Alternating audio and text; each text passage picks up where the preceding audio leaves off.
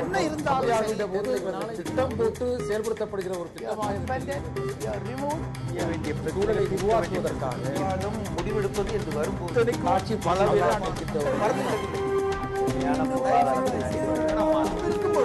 எதிர்த்து பேசிட்டு வணக்கம். நேர்பட பேசு விவாத அமர்வில் மீண்டும் உங்களை சந்திப்பதில் மிக்க மகிழ்ச்சி.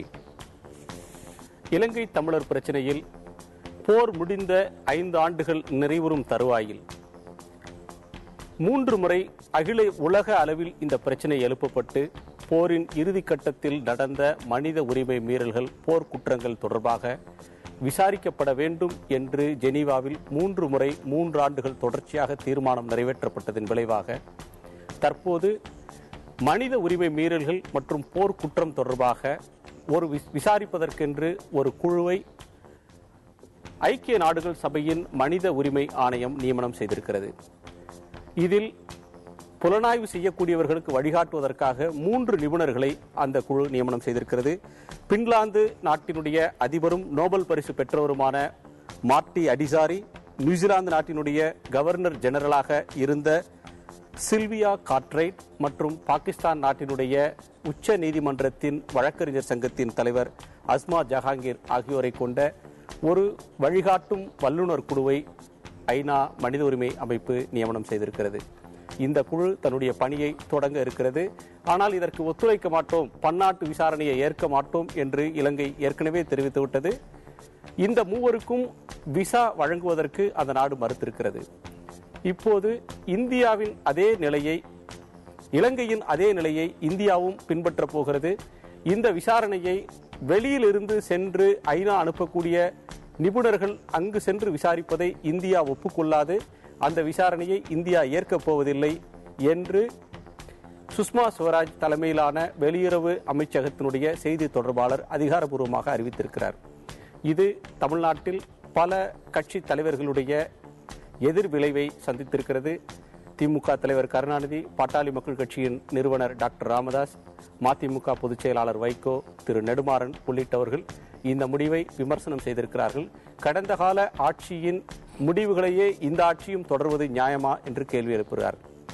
இன்றைக்கும் கூட பாட்டாளி மக்கள் கட்சியின் நாடாளுமன்ற உறுப்பினர் அன்புமணி ராமதாஸ் சுஷ்மா ஸ்வராஜை சந்தித்து இதற்கு இந்த நிலையிலிருந்து மாற்றம் தேவை என்று வலியுறுத்தியிருக்கிறார். இந்தியா இப்போது எடுத்திருக்கக்கூடிய நிலைப்பாடு என்பது தமிழர்களுக்கு எதிரானதா, கடந்த கால ஆட்சியின் நீட்சியா, இந்தியாவினுடைய ராஜதந்திர செயல், இந்தியாவின் நலன்களை பாதுகாக்க எடுக்கக்கூடிய முடிவா என்பதை பற்றி நாம் விவாதிக்க இருக்கிறோம்.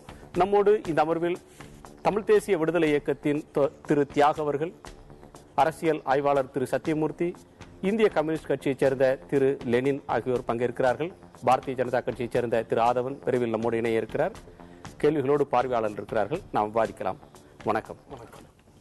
திரு தியாகு, இந்த முடிவை நீங்கள் எதிர்பார்த்தீர்களா? இந்தியா இப்போது எடுத்திருக்க முடிவு உங்களுக்கு ஏற்புடையதானா? ஏற்புடையதல்ல, ஆனால் எதிர்பார்த்தது. என காங்கிரஸ் கட்சிக்கும் பாரதிய ஜனதா கட்சிக்கும் இடையில் ஈழத்தமிழர் இனப்படுகொலையை ஆதரிப்பதிலும் சிங்கள பேரினவாத அரசுக்கு முட்டுக் கொடுப்பதிலும் எந்த வேறுபாடும் இல்லை என்பதை எப்போதுமே நாங்கள் சொல்லிக் கொண்டிருக்கிறோம். வேறுபாடு இருப்பது போல் காட்டிக் கொள்வதற்கு சில முயற்சிகள் நடந்தன. இப்போது அந்த சாயம் வெளுத்து விட்டது. அவர்கள் வெளிப்படையாக வந்து விட்டார்கள். திரு சத்தியமூர்த்தி, உங்களுடைய பார்வை என்ன? இது எதிர்பார்க்கப்பட்ட விஷயம்தான். வேறு பல பிரச்சனைகள் தான் சொன்ன மாதிரி இந்தியாவோட வெளிநாட்டு கொள்கையாகட்டும், பொருளாதார கொள்கையாகட்டும், அரசு மாறும் போதும் தலைமை மாறும் போதும் மாறிவிடக்கூடிய ஒரு விஷயம் அல்ல. இது எந்த நாட்டை பொறுத்தவரையிலும், இப்போ இலங்கையே எடுத்துங்க, அங்கே ஆட்சி மாறித்து வச்சுங்க, இன்றைக்கு 5 வருஷம் கழிச்சோ 10 வருஷம் கழிச்சோ உடனே கொள்கைகள் மாறப்போவதில்லை. இது இலங்கை பிரச்சனையை பொறுத்தவரை இல்லை. இப்போ பாருங்க, இப்போ மோடி அரசு வந்ததுக்கு பிறகு பொருளாதார கொள்கை ஆகட்டும், பட்ஜெட் ஆகட்டும், சீனா கொள்கை, இப்போ நம்ம சீனாவை பற்றி எவ்வளோ பேசியிருக்கும் போது மன்மோகன் சிங் அரசு இல்லை, அதுக்கு முன்னே இருந்த பாரதிய ஜனதா கட்சி அரசு இல்லை, தேவேகவுடா, குஜரால், இது மாதிரி உள்ள எல்லா அரசுகளோட கொள்கைகள் தான் மறுபடியும் வருது. தமிழ்நாட்டை பொறுத்தவரை நம்முடைய உணர்ச்சி பூர்வமான காரணத்தை தவிர இன்னும் ஒரு காரணம் இருக்கு. தமிழ்நாட்டில் ஆட்சி மாற்றத்தின் தோறும் கொள்கைகள், ப்ராஜெக்ட்ஸ், ப்ரோக்ராம் எல்லாத்தையும் மாற்றிடுறோம்.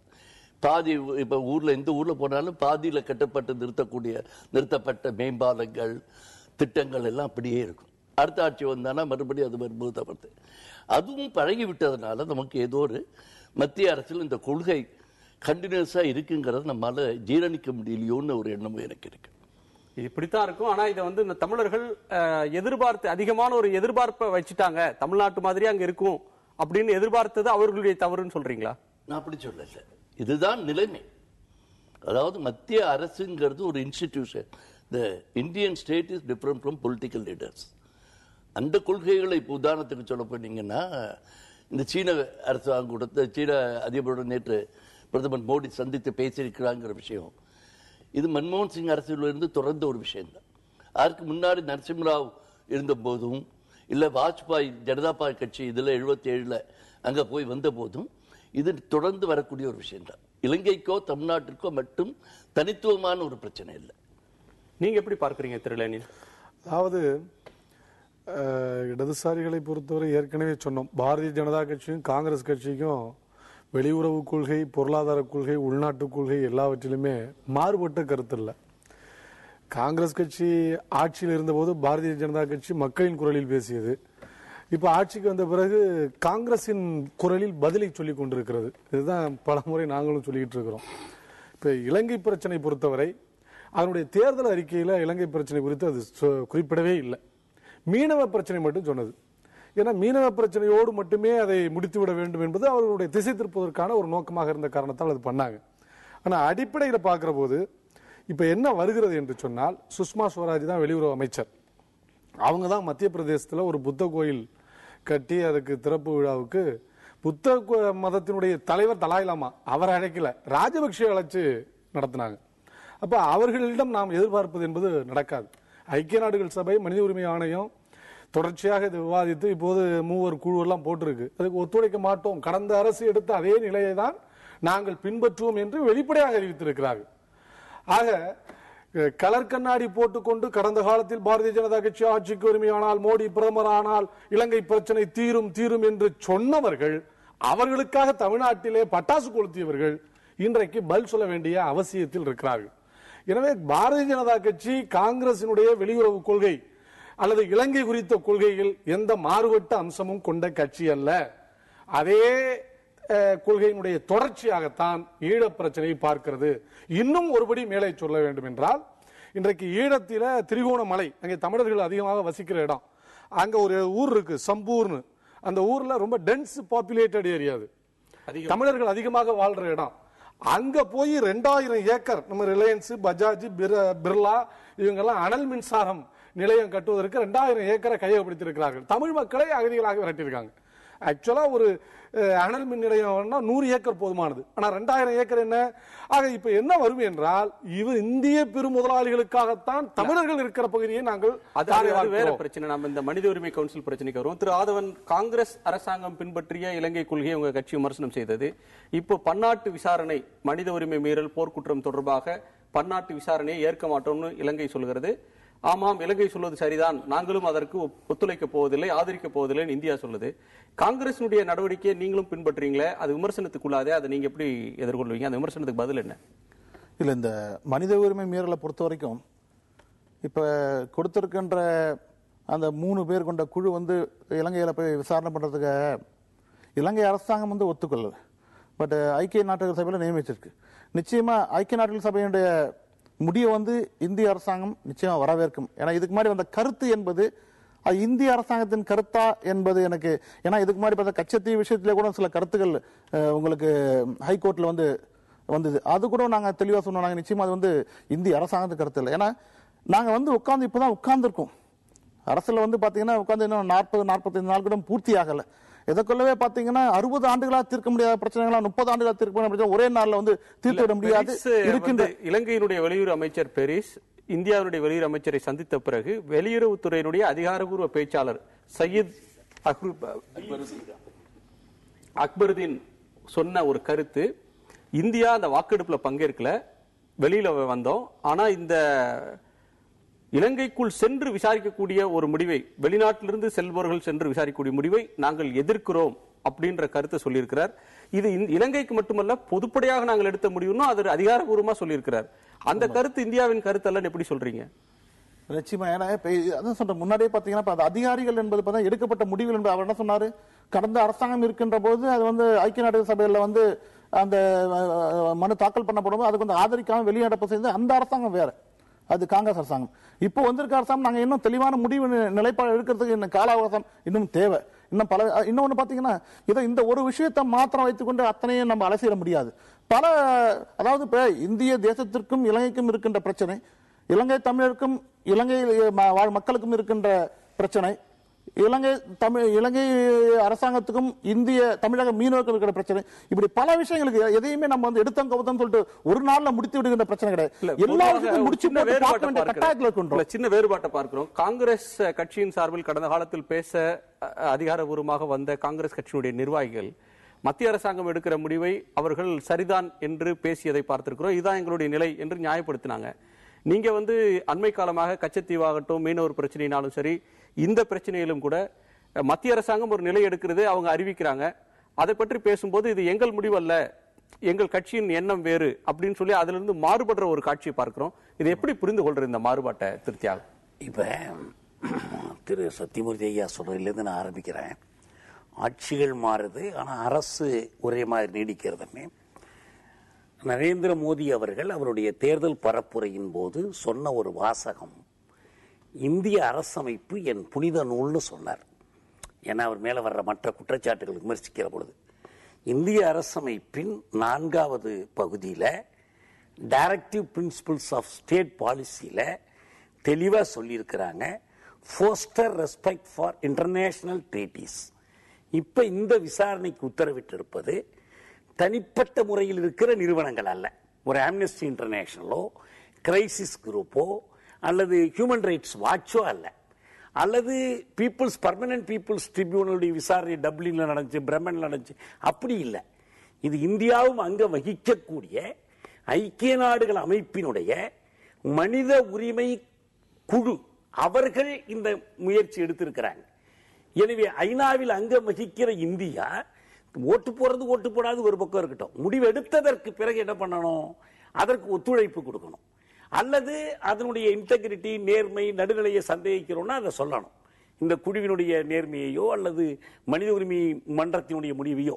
இதுல இங்க ஒன்னே ஒண்ணுதான், இப்ப இவங்களை போய் விசாரிக்க சொல்லல, தண்டிக்க சொல்லல. மனித உரிமை மன்றத்தினுடைய முடிவை செயல்படுத்துவதற்கு ராஜபக்சே ஒத்துழைக்க மறுப்பது புரிந்து கொள்ளத்தக்கது.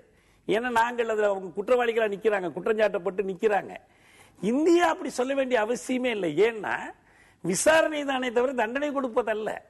விசாரணை செய்து புலனாய்வு செய்து முடிவை தெரிவித்துக் கொள்ளணும். ஏற்கனவே 3 குழு அமைக்கப்பட்டது. இதே ஐநா பொதுச் செயலாளருக்கு உதவுவதற்கான 3 குழு, தாருஸ்மன், ராட்னர், சூக்கா அம்மையார் கொண்ட 3 குழு அமைக்கப்பட்டது.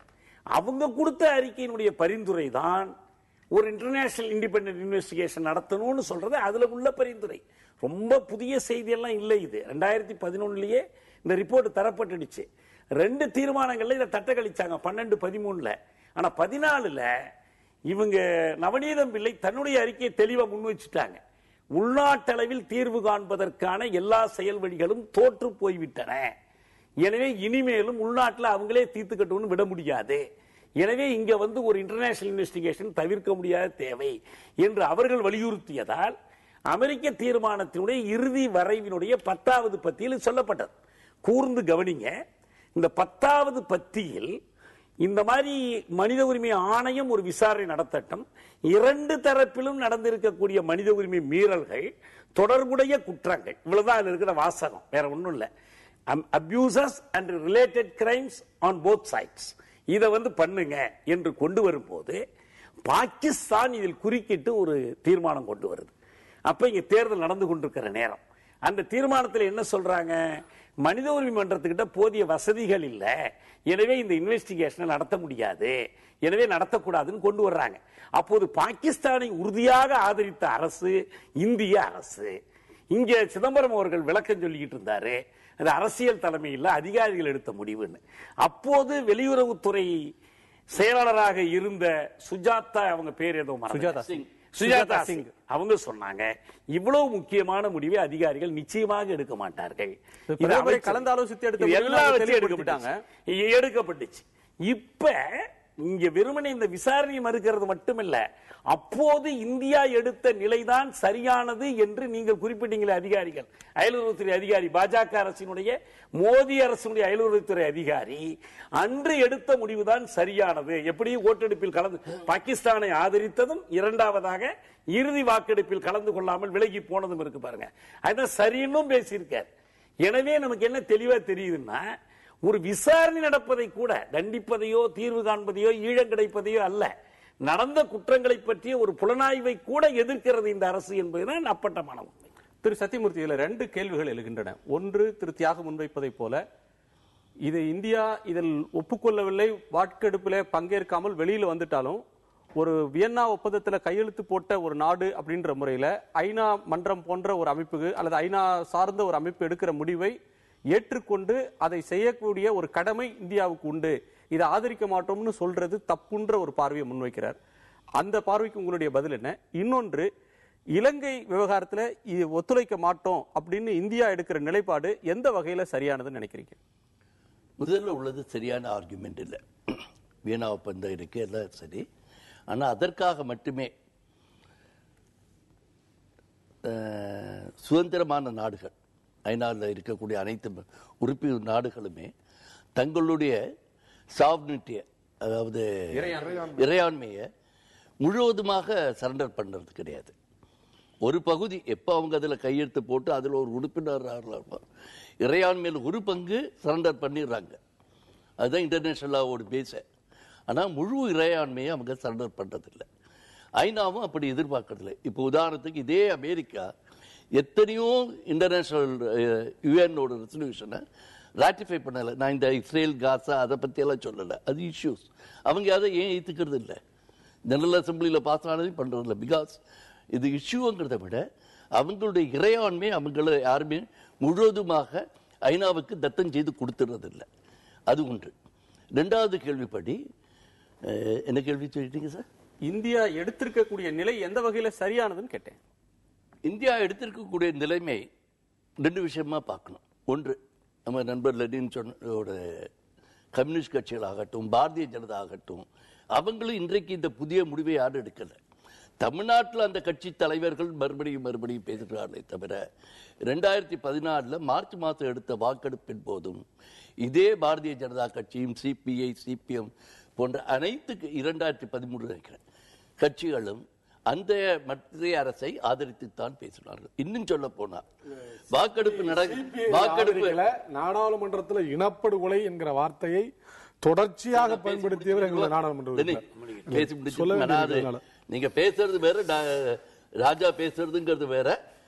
உதாரணத்துக்கு சொல்லணும்னாக்கா, அந்த வாக்கெடுப்பு நடந்த அன்றைக்கு தமிழ் திராவிட முன்னேற்ற கழக கட்சியோட அன்று மத்திய அரசில் பங்கு வகித்து அவங்க பிரஷர் கொடுத்து பாராளுமன்றத்தில் ஒரு தீர்மானம் கொண்டு வரணும்னு வரும்போது, அந்த தீர்மானத்தை கொண்டு வர வேண்டுமா வேண்டாமா என்று அன்றைய சபாநாயகர் மீராகுமார் கூட்டுறேன்னு சொன்னாங்க. அதுக்கு கூட இவங்க யாரும் மாட்டோம்னு சொன்னாங்க.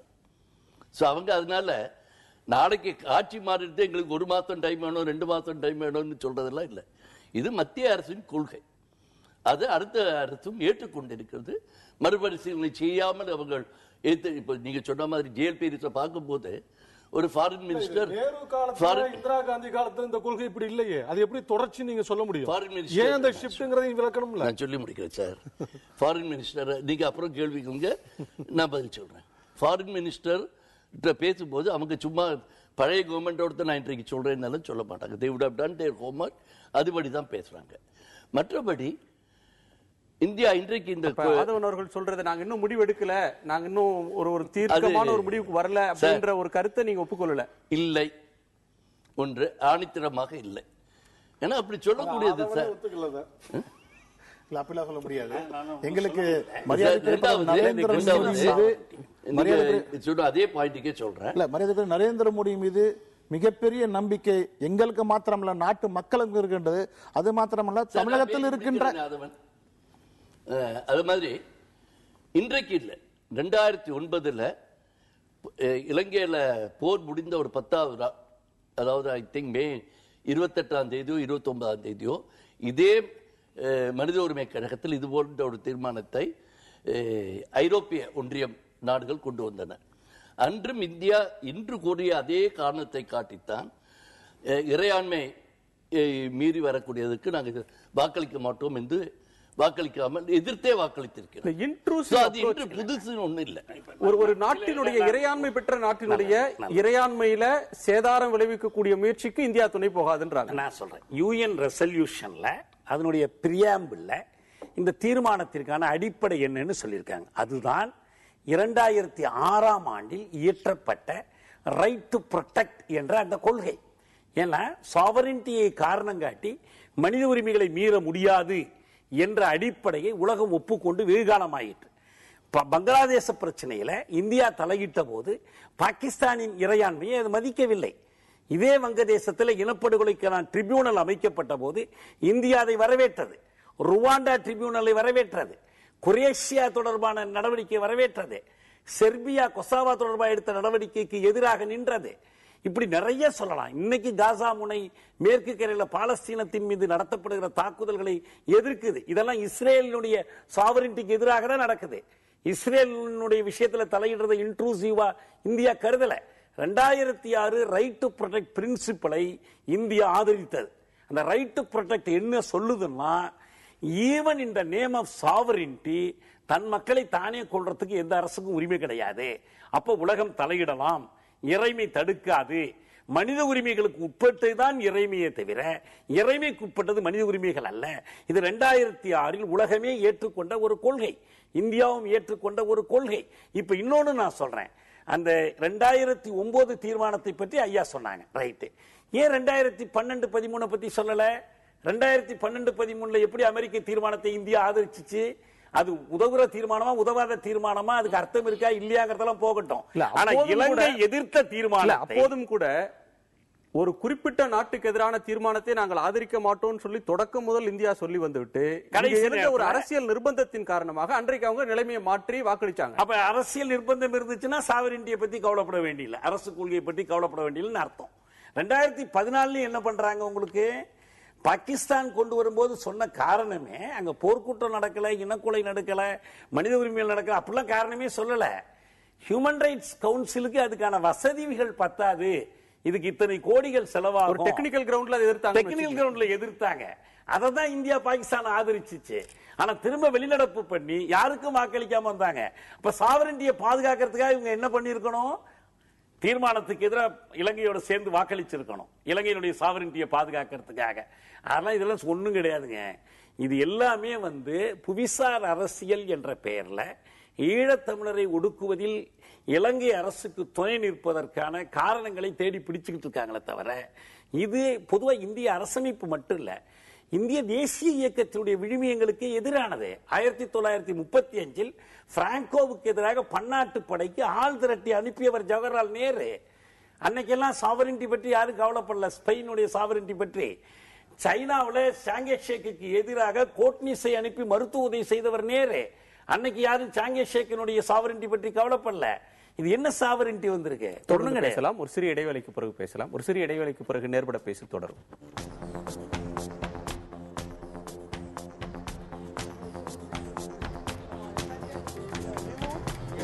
சூழலை உருவாக்குவதற்காக முடிவெடுப்பது என்று வரும்போது ஆட்சி பலவேறு